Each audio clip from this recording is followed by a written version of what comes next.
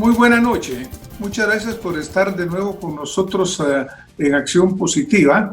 Tengo como invitada a la doctora Carolina Varías Muri, una destacada profesional guatemalteca de quien me permitiré hacer un breve resumen. Nacida en Guatemala, obtuvo su BS en la Universidad del Valle de Guatemala y su título de médico y cirujano de la Universidad Francisco Marroquín. Posteriormente, un doctorado en bioquímica de la Universidad de Arizona y un entrenamiento postdoctoral en la Universidad de Harvard y el Laboratorio de Biología Molecular en Alemania. Pues tiene una posición en la Universidad de Colorado State y en el año 1993 se unió al Instituto Nacional de Salud de Estados Unidos, la más prestigiosa institución en este sentido, como jefe de la sección dedicada a la inmunidad sobre los mosquitos y de vectores. Se ha interesado muchísimo en entender la interacción entre el sistema inmune en el mosquito y el Plasmodium, parásito que es crítico para la transmisión de la malaria. A través de su carrera ha recibido muchísimos reconocimientos, entre ellos el ser miembro de la Academia Nacional de Ciencias en el 2014 y el grado de investigador distinguido del Instituto Nacional de Salud en el 2016. Un doctorado honoris causa de la Universidad del Valle en Guatemala y alumno del año de la Universidad de Arizona en el 17. Es también fellow de la Sociedad Americana de Medicina Tropical e Higiene desde el 2017.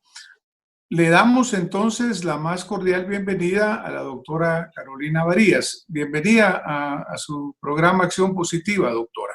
Muchas gracias, doctor. Muy contenta de estar con ustedes y haber recibido esta invitación. Estábamos hablando sobre esta carrera tan interesante y tuve la oportunidad de escuchar varias conferencias en las que usted ha participado. Y algo que me llama mucho la atención y el tema que quisiéramos tocar es que ante esta situación que se enfrenta el mundo, Guatemala naturalmente, con el COVID-19, ¿cuál es en este momento la situación que estamos enfrentando en relación con el desarrollo de una vacuna tan esperada, doctora? Sí, yo trabajo en el NIH. Yo personalmente no estoy involucrada en el programa de vacunas, pero he seguido muy de cerca esta información. Por el momento hay 25 vacunas diferentes, de diferentes programas, diferentes empresas, en diferentes grados de desarrollo. Digamos, el desarrollo de una vacuna va en fases, entonces hay, hasta donde yo sé, hasta el día de hoy, en la fase 1 hay 18 vacunas, fase 2 hay 12 y hay 4 que ya se encuentran en la fase 3. Si gustan, podríamos discutir un poco en qué consisten estas fases y lo que se cree, hacia dónde se cree que va y en qué estadio van las diferentes vacunas. Sí. Me parece muy bien, doctora, porque yo creo que, como le cuento, recientemente fue publicado en los medios que en el laboratorio de la Universidad de Oxford y también en algún laboratorio en China había salido ya una vacuna que aparentemente ya ha sido probada en un número limitado de voluntarios y que ha funcionado adecuadamente. ¿Tiene usted conocimiento sobre ese tema? Sí, para desarrollar una vacuna, lo primero es que uno tiene que buscar cuál va a ser el antígeno, o sea, qué parte del virus es la que uno va a atacar. Casi todos las vacunas están dirigidas a la superficie del virus. El virus tiene unos pequeños ganchos que necesita para entrar a las células y esa es la parte que las vacunas tratan de dirigir la inmunidad, porque está en la superficie y un anticuerpo que si se pega a esta superficie va a impedir que el virus pueda infectar a las células. Entonces, lo primero son estudios animales para ver que la vacuna no produzca ningún efecto adverso severo. Luego, si esto pasa, entramos a las fases de desarrollo de la vacuna. La fase 1 se hace con un pequeño número de personas, usualmente adultos, sanos, Y se hace un grupo control, un grupo que es el placebo y el otro grupo que es vacunado, y se ve síntomas, seguridad, y al final de la inmunidad se ve si hubo inmunidad y si fue inmunogénica, es decir, si el cuerpo reconoció la vacuna e hizo buenas defensas. Las vacunas que pasan esta fase pasan a la fase 2. En la fase 2 ya estamos hablando de que se vacunan cientos de personas y se empiezan a incluir otros grupos de edad, niños y ancianos, por ejemplo. Ya no solo adultos, sino también niños y ancianos. Si pasa esta fase, que es con un número limitado, entonces se pasa a la fase 3.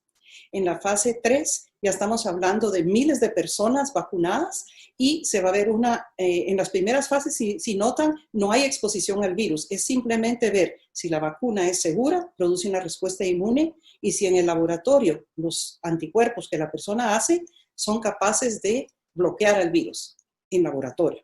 La tercera fase es irse al campo, es decir, va uno a un área donde haya alta transmisión de coronavirus, uno vacuna a la mitad de las personas en el grupo experimental, la otra mitad no son vacunadas, y uno muestra que aquellos que fueron vacunados quedaron protegidos y no se infectaron.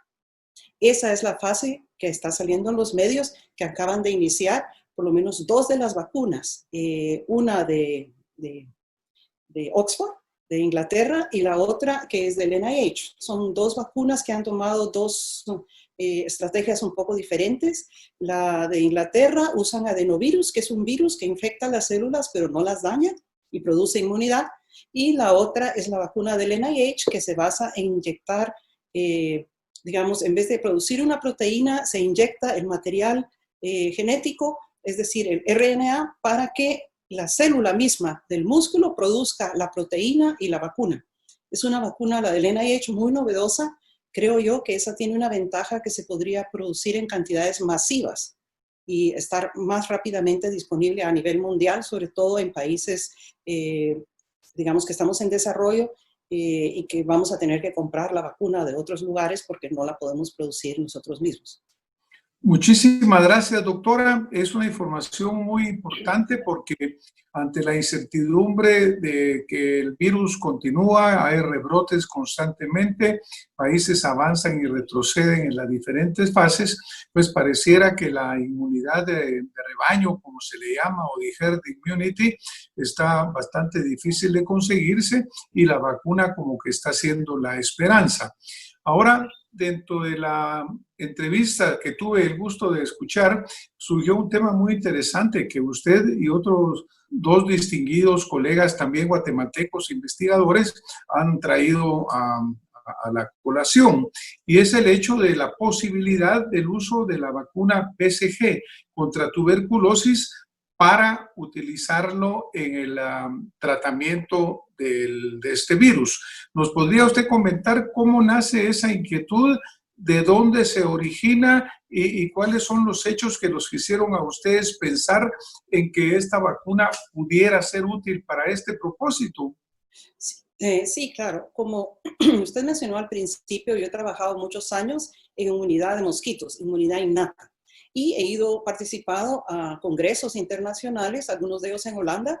Uno de ellos es el doctor Nitea, que son los pioneros en lo que es inmunidad innata en humanos, y respuesta inmunológica y vigilancia inmunológica del sistema inmune innato en humanos. Entonces yo estaba familiarizada con estas respuestas, y hay mucha evidencia epidemiológica de muchos años que en los países donde se vacuna con la BCG baja la mortalidad de todas las enfermedades infecciosas del pulmón, no solo de tuberculosis. La BCG es una vacuna contra la tuberculosis, pero cuando se aplica la vacuna a nivel de población, se hospitalizan y mueren menos niños de todas las enfermedades infecciosas del pulmón, virus y hasta algunas bacterianas. Entonces, lo que se ha propuesto es que la vacuna BCG fortalece la vigilancia inmunológica del pulmón. Cuando surge el problema del coronavirus, los grupos de Holanda y algunos grupos en Australia sugieren que, debido a la urgencia de proteger sobre todo al personal médico o personas de alto riesgo, que tal vez la vacuna de la BCG podría fortalecer el sistema inmune y evitar que diera un coronavirus severo. No va a curar no va a prevenir completamente la infección, pero va a hacer que la persona controle mejor la infección. Entonces, lo que se espera es que la vacunación con la BCG va a preparar al pulmón para que tenga una vigilancia inmunológica más fuerte y cuando llegue el virus, el pulmón esté más listo para responder y controlar la infección. Esa es la idea. Entonces, cuando yo empecé a ver los mapas de mortalidad, el mundo siguiendo, en el New York Times, en muchos lugares han salido mapas, nos llamó muchísimo la atención, a mí me llamó la atención que los países más desarrollados eran aquellos donde tenían más alta tasa de mortalidad. Y esto es algo que uno no se lo espera, porque yo hubiera pensado que los países con más recursos, con mejor sistema hospitalario, iban a tener menos mortalidad. Y se dio el caso opuesto. Luego de haber oído estos comentarios sobre esta idea de una inmunidad inespecífica por la BCG, entonces yo empecé a ver y saqué los mapas de vacunación de BCG y me di cuenta que los países más desarrollados han dejado de vacunar o nunca han vacunado con BCG. Y esto es lógico porque ellos ya eliminaron la tuberculosis. Entonces no hay necesidad. Entonces lo que empezamos a pensar es que tal vez la vacuna de la tuberculosis tiene dos efectos hasta donde sabemos. Uno, claro, protege contra tuberculosis, pero tiene un segundo efecto. Fortalece la vigilancia inmunológica del pulmón. Y ese es lo que se ha visto en niños, que protege de todas las enfermedades infecciosas. Entonces decidimos hacer la siguiente pregunta. ¿Será que aquellos países que han tenido un buen programa, un programa fuerte de vacunación de tuberculosis, tienen menos mortalidad? Ahora, el problema de responder esta pregunta a nivel mundial es que hay muchas diferencias entre países. Entonces, hicimos una serie de estrategias para eliminar las diferencias demográficas que pueden sesgar los datos y poder de verdad comparar países o situaciones en que las circunstancias son comparables. Al hacer este análisis cuidadoso, y lo hicimos en colaboración con el doctor Luis Escobar, que es un epidemiólogo, y con el doctor Álvaro Molina Cruz, que él ha estudiado genética de poblaciones por muchos años, y entonces juntos desarrollamos una estrategia. Al final desarrollamos un índice que llamamos el índice de BCG, es un número que resume de 0 a 100 qué tan bien vacunada está una población con BCG. Entonces, vimos que en este índice, a medida que aumenta este índice, mientras más alto cada aumento del 10% en el índice de BCG, la mortalidad baja en un 10%.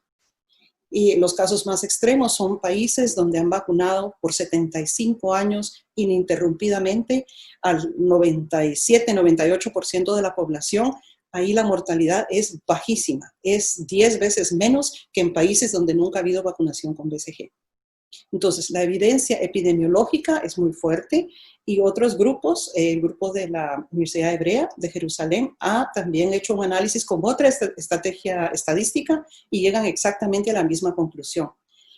La vacunación con BCG no previene que la gente se infecte de COVID, pero sí previene los casos severos y baja la mortalidad.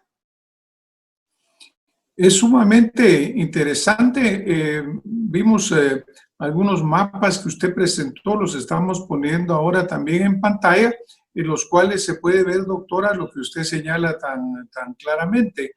Aquellos países que siguieron vacunando con el BCG sin interrupciones, pues su tasa de letalidad es mucho más baja que los otros países. Y lo que llama la atención, como usted muy bien lo indica, es el hecho de que siendo países que son países más ricos, más educados, con mejores recursos, y sin embargo la mortalidad es muy alta, como estamos observando ahora en Estados Unidos, pues que suspendió la vacunación hace muchísimos años, Holanda, los países de Europa Occidental, incluso comparando, usted tiene un ejemplo muy gráfico cuando compara a la Alemania del Este con la Alemania del Oeste, antes de esta reunificación e incluso después, porque los efectos pues han persistido. Ahora, esa es una evidencia bastante guiadora hacia que esto puede estar representado. Hay diferentes estudios que están haciendo universidades en diferentes lados y obviamente hay controversia. Para terminar de aclarar esta controversia sobre si la vacuna BCG va a ser beneficiosa o no, ¿cuáles son los pasos que ahora deben de seguirse, doctora Carolina Varías?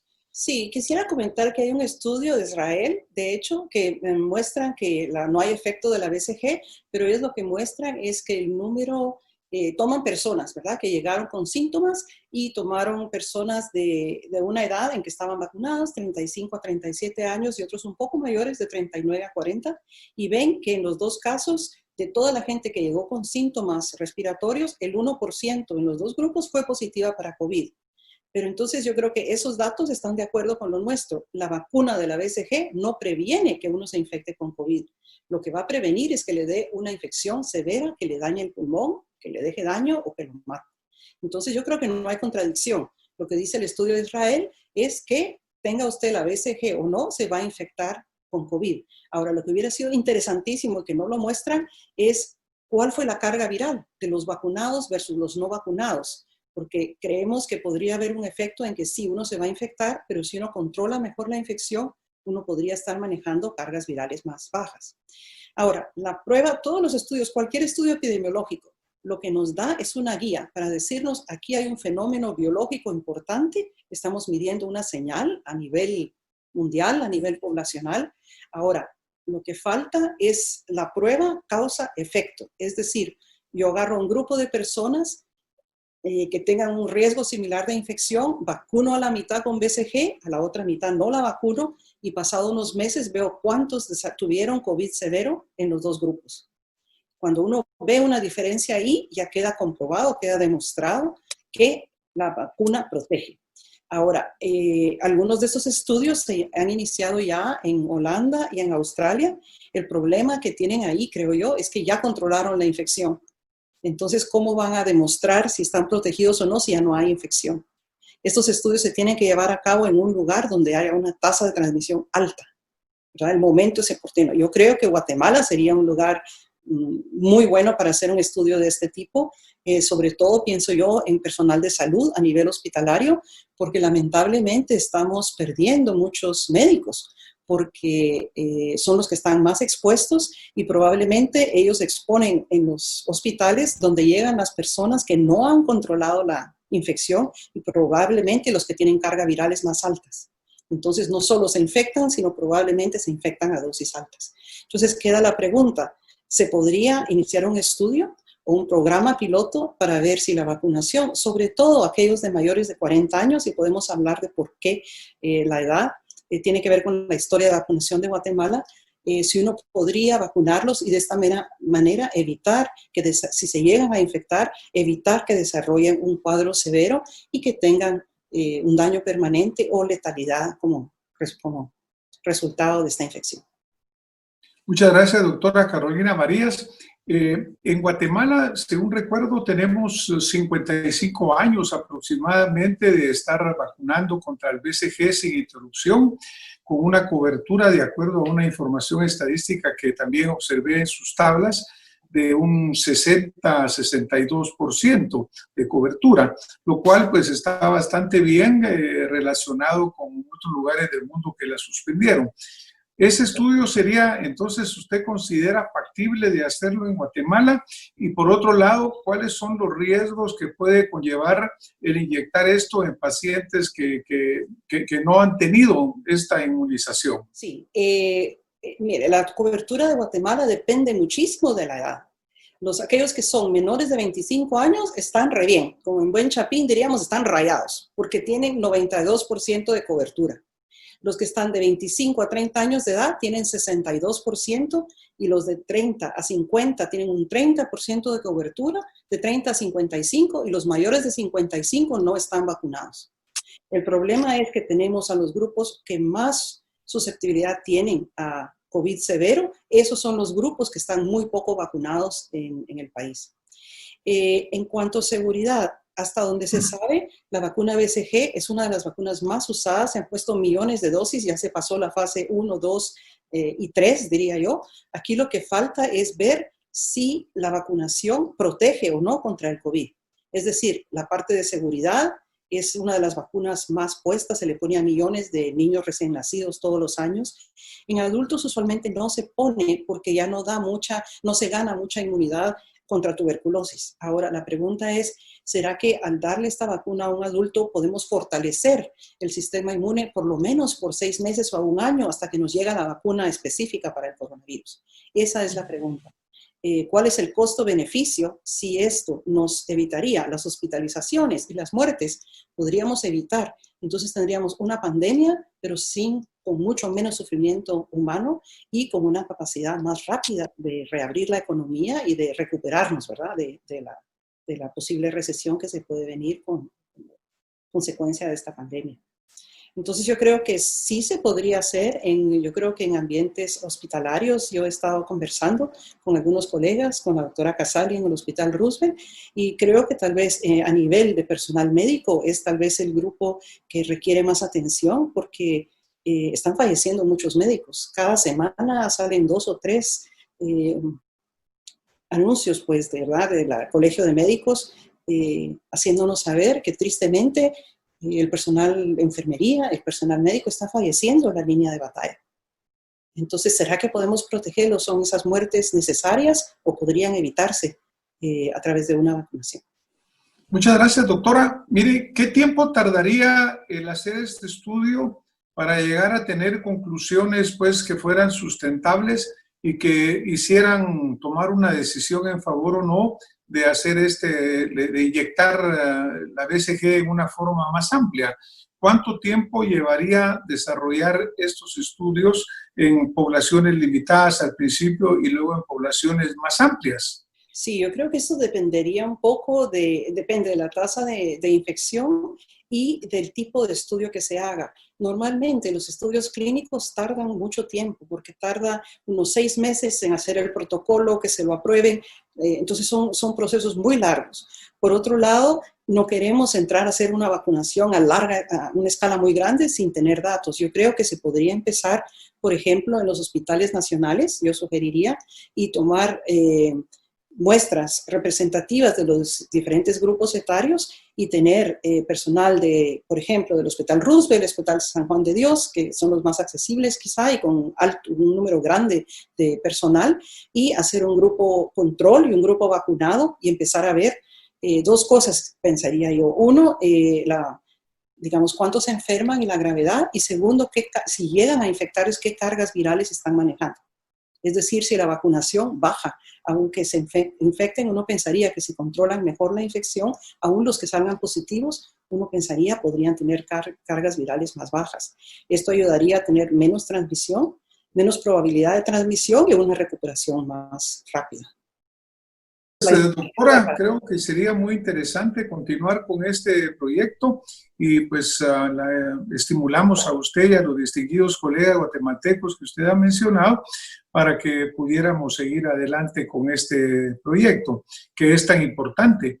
Ahora, como mencionábamos, aparentemente hay vacunas que ya están empezando a tener pruebas clínicas que han sido adecuadas, pero también sabemos que llegar definitivamente a que haya una producción masiva de vacuna y una distribución masiva de vacuna también va a llevar mucho tiempo.